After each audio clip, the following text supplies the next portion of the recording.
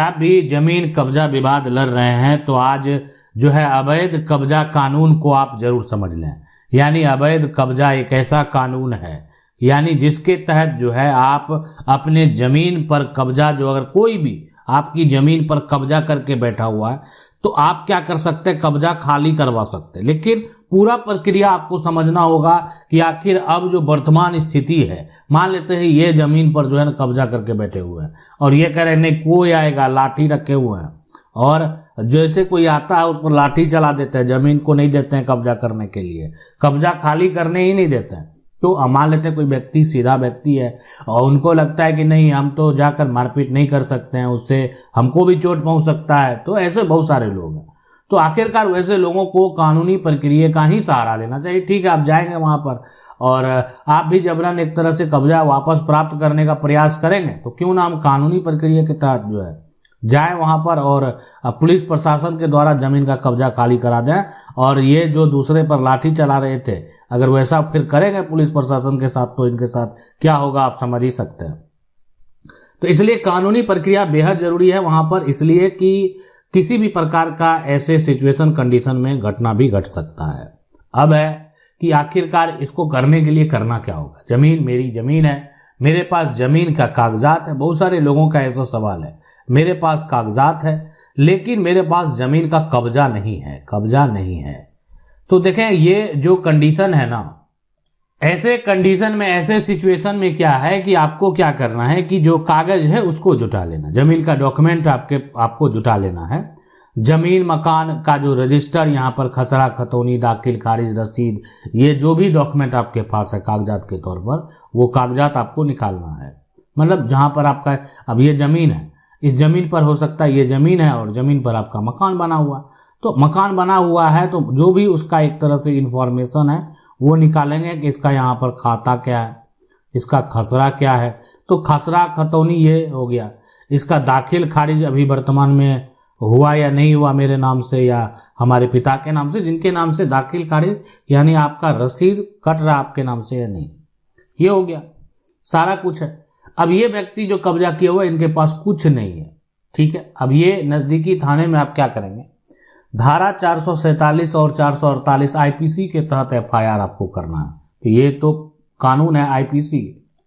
लेकिन अब आप कहेंगे कि कानून तो बदल चुका है, आईपीसी के तहत तो अब एफआईआर नहीं होगा, अब आ गया है बीएनएस यहाँ पर। तो हम आपको बताएंगे बीएनएस का कौन सा ऐसा धारा है कि आप जो नजदीकी थाने में अब शिकायत करने जाएंगे तो आईपीसी का धारा अब लागू होगा नहीं, कानून नया आ गया है। तो बीएनएस का जो धारा है यानी आईपीसी का ये धारा के जगह पर जो बीएनएस यहाँ पर की धारा है वो धारा है 357। तो वही है, गलत इरादे से अगर जाएंगे जमीन को कब्जा करेंगे, कोई किसी का जमीन को आप जो है अपने अंदर ले लेंगे, ठीक है, या किसी के जमीन पर आप अतिक्रमण अगर आप यहाँ पर किए हुए हैं, कोई डॉक्यूमेंट नहीं है तो अतिक्रमण ही किए हुए हैं, तो आपके ऊपर जो है आपराधिक मुकदमा दर्ज होगा, आपके ऊपर कार्रवाई होगा। और इसमें जो है अगर लगेगा कि नहीं सही में आप जबरन ऐसा किए हुए हैं, आपके पास कोई साक्ष्य नहीं है, आप किसी की प्रॉपर्टी को कब्जा कर लिए ना, 3 महीना जेल में भी रहना पड़ सकता है और साथ में जो है ना जुर्माना भी आपको लगाया जा सकता है।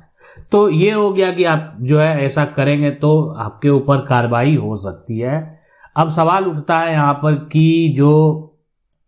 जो राजस्व विभाग है, यानी जो यहाँ पर राजस्व विभाग की अगर बात करें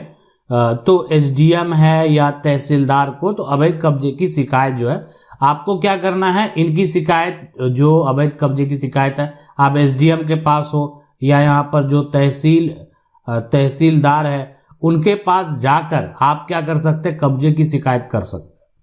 यानी अगर आपकी प्रॉपर्टी को कोई जबरन कब्जा कर लिया है तो वहां पर जाकर आप ये खुद से भी जाकर आप क्या दे सकते हैं, आवेदन दे सकते हैं,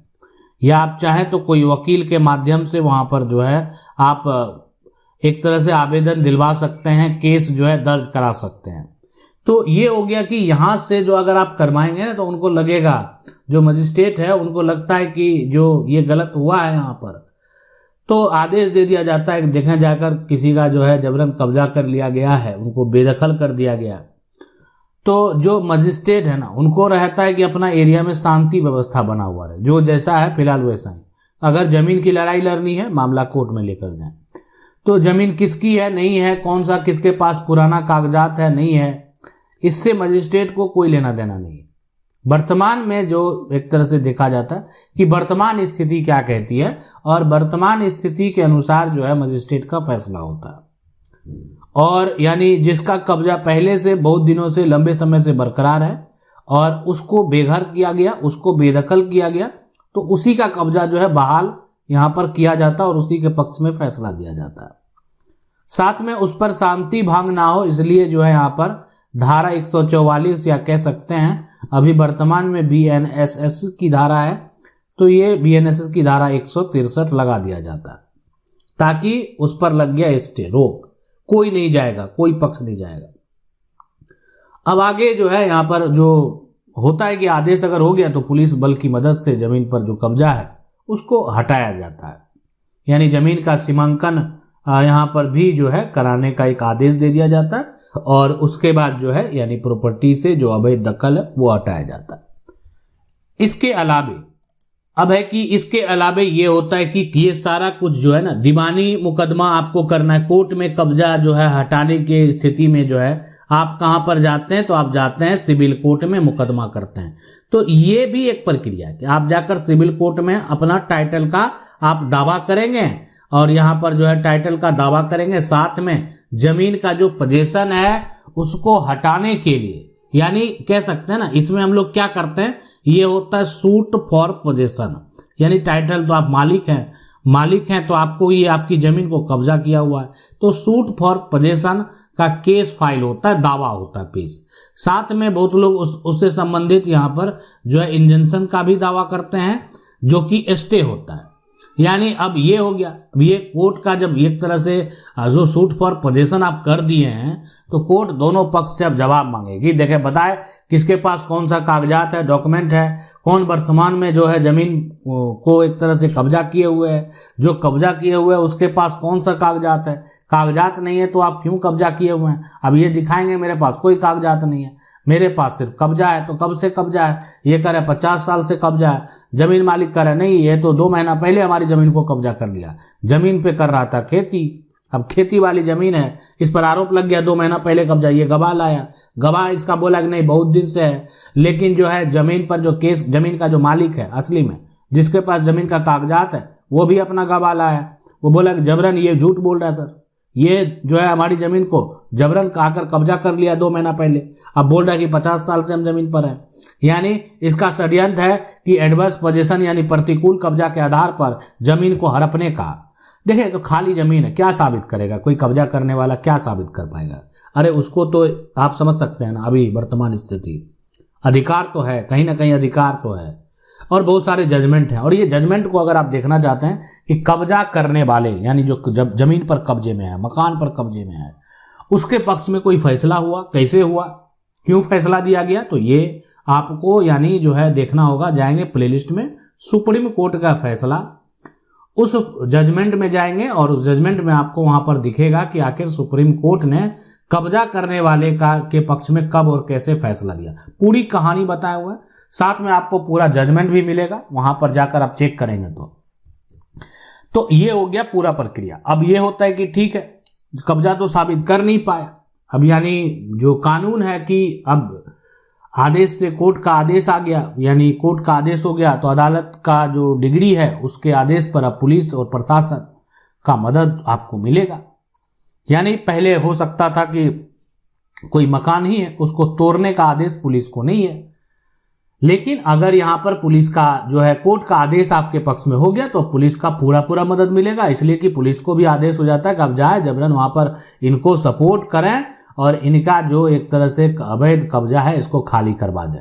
जब कोर्ट का एक बार आदेश हो गया, ठीक है बहुत लोग निचली अदालत ट्रायल कोर्ट के फैसले को नहीं मानते हैं, हाई कोर्ट जाते हैं, सुप्रीम कोर्ट जाते हैं, कहीं भी जाएं, फैसले का तो अंत होना ही है और जिसका कानूनी तौर पर अधिकार है वो अधिकार उसको मिलना ही है। अब कोई झूठ बोलकर अगर डिग्री ले भी लिया तो आगे हो सकता है कि वो उलझ सकता है, फंस सकता है, तो इसलिए जो है यानी कानूनी तौर पर साक्ष्य बेहद जरूरी है। जिसके पास कहीं ना कहीं डॉक्यूमेंट है, कागजात है, प्रॉपर्टी का वो मालिक है, वो अपना दावा पेश करके अपनी जमीन को कानूनी तौर पर वापस प्राप्त कर सकते हैं। ये है पूरा कानूनी प्रक्रिया। इसके अलावा भी आपको लगता है कि कुछ और समझने की ज़रूरत है तो आप हमें कमेंट करके पूछ सकते हैं। मेरा प्रयास रहेगा हम आपके कमेंट का जो है जवाब दे सकें। अब आप कह रहे हैं कि कहाँ जवाब दे रहे हैं, तो इसके लिए आपको प्लेलिस्ट में जाना है, वहाँ पर है कानूनी निदान। आप कानूनी निदान में जाएंगे, वहाँ पर आपका जो पूछा हुआ सवाल है उसी को बताए हुए हैं और आप प्लेलिस्ट में जाकर देख सकते हैं। कानूनी निदान में जाएंगे तो आपका पूछा हुआ सवाल अगर आपको नहीं मिलेगा तो एक बार आप फिर से जो है प्रयास करेंगे पूछने का। मेरा प्रयास रहेगा हम आपको जो है एक तरह से बता सकें कि आखिर क्या करना है, कैसे करना है और कौन सा नियम आपके ऊपर लगना चाहिए, कौन सा सही रास्ता आपके लिए है, किस रास्ते से आप चलेंगे तो आपको समस्या उत्पन्न नहीं होगा। मिलते हैं अगले वीडियो में, तब तक के लिए जय हिंद।